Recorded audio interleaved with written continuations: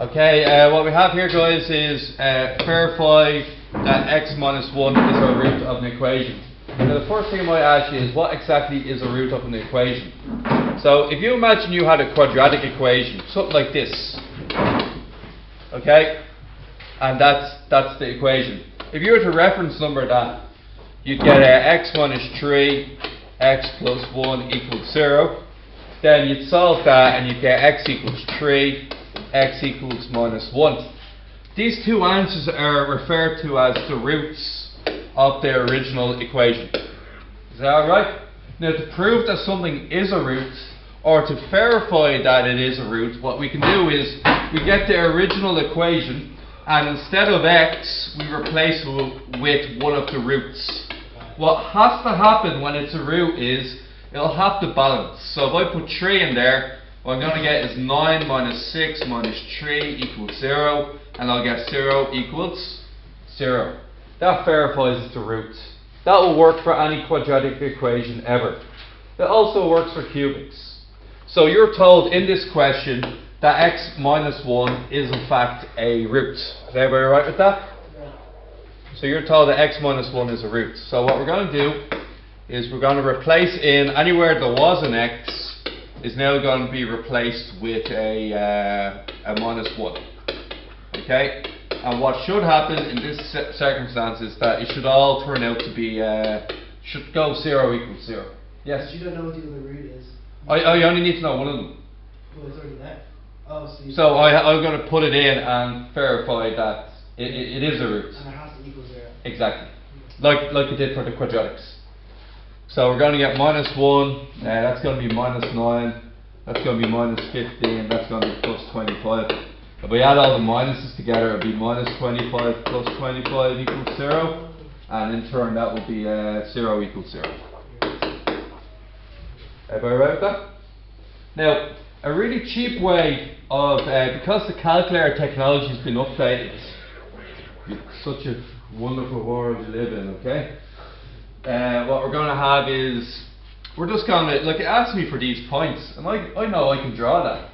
So I know right away, I can get every answer I want straight away. So, what I would do in the exam is, something like that came up, I'd just be typing that in right away, table mode, and I'd be going x cubed minus 9x squared, and then plus 15x, and then plus 25. And then I'd see that there's a minus x value somewhere there, isn't there? I don't know what it is. See my, if I'm on the point A, the A is to the left of the y-axis, which means it's got to be negative. So I might start at minus 3 and go as far as, I don't know, 10, and just have a quick look at what's going on. Now, when does it hit 0? Minus 1? 0. So I know right away, minus 1, 0. What do I know after that then? When it is the y-axis. 0, 25. Its maximum value might not be as easy to get. I'm guessing 132, yeah, but I'm not guaranteed that. Okay, I'll tell you why in a second. I'm just going to put provisionally down as 132, but I am 100% sure about that one. Okay. If you do 0.5. Exactly. I'm going to do 0.5 or 0.2 around that. I'm going to see exactly if it does or not. And then I'm going to look for D. D is when it hits the 50 at the bottom. Okay. Now, I know 50 is right because it hits the x-axis. I'm going to have a close look at 132. So what I can do here is I can do something really, really easy. See the way it's 132? I'm going to go in between 0 and 2. I'm going to even go up in steps of 0.2 or 0.5. And look what happens.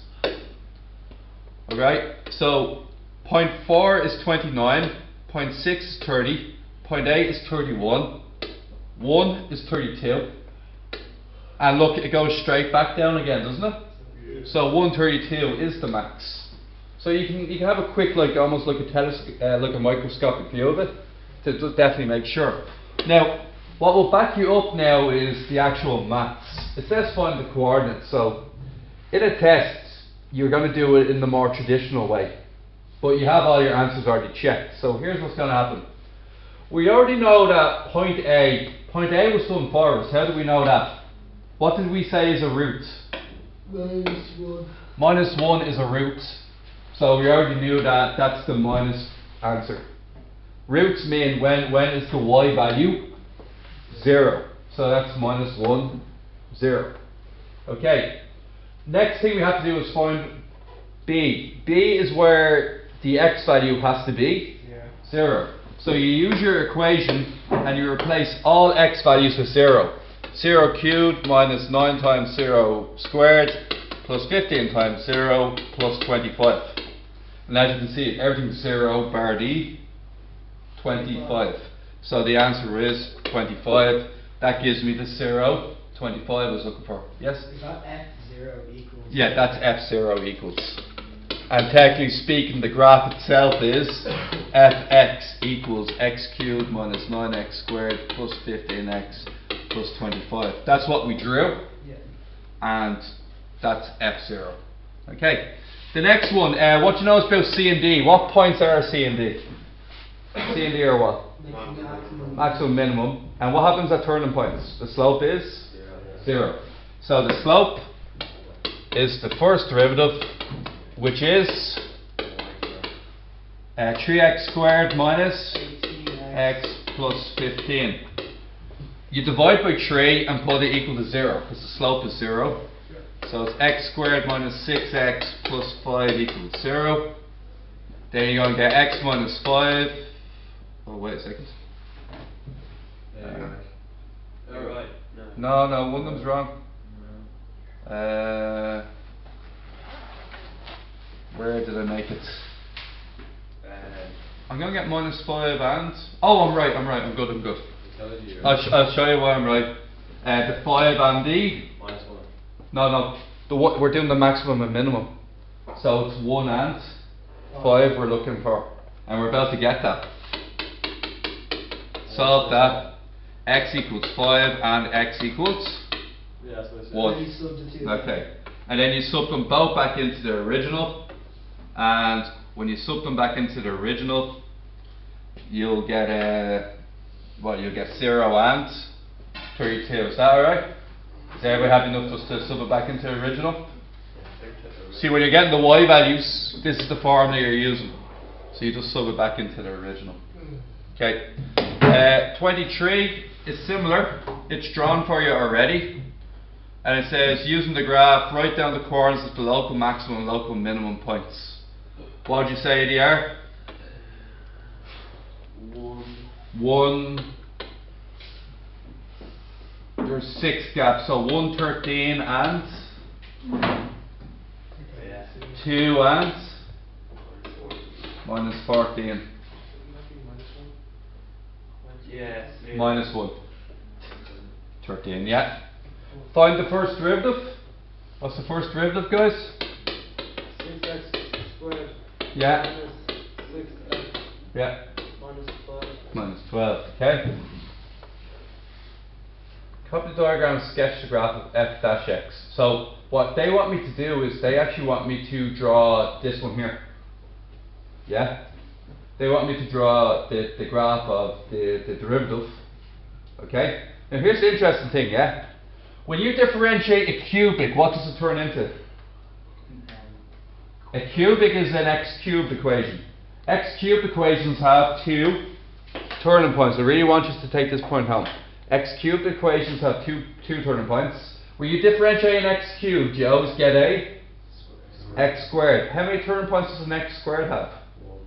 1 turning point. This one is a U-shaped graph in this case. So I'm about to draw a U-shaped graph on this. That's already here. So let's draw the U-shaped graph. So it's going to be 6x squared. So the derivative is 6 x squared minus 6x minus 12. Do you want me to draw it on the same graph? So that's from minus 2 to 3. Step of 1 this time. And there's my points. Minus 2, 24. It's out of range, isn't it? Can't draw it. Next one is minus 1, 0. So minus 1, 0 is there after that. 0 minus 12. After that, 1 minus 12. It doesn't go straight across, does it? No. And then 2, 0. And 3, 24, which is too high. So basically, we're looking at something like this. Bit of a wobble at the end. So, are we happy with that? Sure, you know, it's a good point that she said it's not on it, like not on it. Yeah. Do you even have to draw that in, or to show us there? Sorry? You know how the line just goes up, like it goes up before. The 24 point. Yeah. Do you have to draw that line? I'll just continue it on. Now guys, there's something very interesting. Can I show you one thing? Does anybody see a trend here? Because there's this tiny little trend here. Yeah. Look at the 2 green points where the first derivative crosses the axis. What you notice about that location? Let's say they're both Symmetrical. hit the x-axis. Okay, here's something, alright? Would you agree that first derivative is the slope? Yes. So that's basically the slope formula right there, yeah? Yes. What happens when the slope equals 0? You find minimum maximum. You get the x values for the maximum and Minimum. And look at this, guys. When you draw this graph, this is the graph of the slopes, right? Mm-hmm. It crosses it's equal to 0 here and there. And that's directly underneath the maximum point of the original graph Minimum point. and directly underneath the minimum. So that's how you get the x values. It also gives you the x values of the maximum and minimum. So our procedure is the slope equals 0. We solve this equation to find the x values, yeah? But you already have the x-axis. Just give me a sec. I understand that, but look, we'll just do it out anyway. Usually we differentiate once. We solve a quadratic equation. You get x squared minus 2x. Oh, sorry. X squared minus 1x minus 2 equals 0. Yeah. Yeah. You solve that. We all know how to solve that. So look, I'll just cut to the chase. X equals 2. X equals minus 1. Minus 1 is located here. Minus 2 is located there. Because on that graph, the output is 0. Because the output is the slope value. So the output, it basically, when you do the first derivative, you're graphing the slope values. And you're telling me the slope is 0. What value does this occur at? When the x values are minus 1 and 2. And these are the same values that give you the maximum and minimum. We'll hit this point home one more time, okay? Look at this again. You have a cubic equation, yeah? Everybody happy with that? What's the first derivative? 3x plus 6x. The first derivative is 3x squared plus 6x minus 9. Okay. Which one's the blue line? The blue line, is that the cubic or the quadratic? Cubic. Huh? Cubic. It's the cubic. And the cubic is f of x. So that's the blue line, yeah? Yeah. Now, what's the first derivative? What shape is the first derivative? U shape. So that is the red. And the second derivative is a 6x plus 6, which is a straight line, which makes that one. Why is Great. it a straight line? Because there's no squares in it. Okay. If it has no squares, it's a straight line. There's no turning points. If it has an x squared, there's one turning point. If it has an x cubed, there's 2 turning points.